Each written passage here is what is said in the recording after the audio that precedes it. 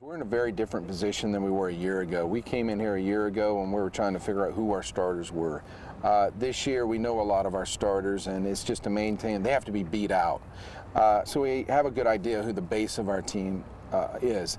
Practice really does a lot to position a guy of whether or not he's on the first, second, third depth in the depth chart of what reps he gets by practice and classroom work.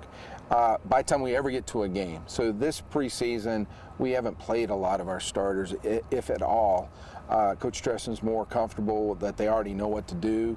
He feels good that they'll perform well in the first game without having to go through preseason. And now it becomes guys trying to find their roster spot. Some are competing for a starting job, some are competing for backup, some are competing to be the next starter, which might be the practice roster. But if someone gets hurt in week one, then the practice roster leapfrogs and goes to starters. So we have all those competitions going on, and we're just trying to add and build depth. And speaking of depth, unique to the Canadian Football League, we know you deal with the ratio and having to have a certain number of Canadians on your roster and on the field at one time. How do you manage that when you're trying to make the best team but also fulfill those requirements?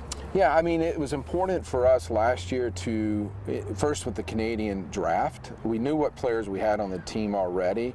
The draft alone gave us an opportunity to possibly draft some core special teamers.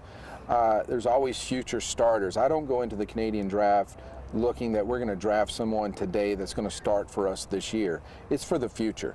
So what we had happen last year is we had a pretty good draft, and then a number of guys that were going to be backups to guys on the started overtaking some of the veteran special teamers.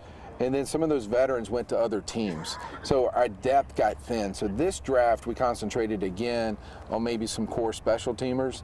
And we have very young, good special teams players. And this year we should have a core on the roster, a core on the practice roster, and be able to maintain that depth going into the season.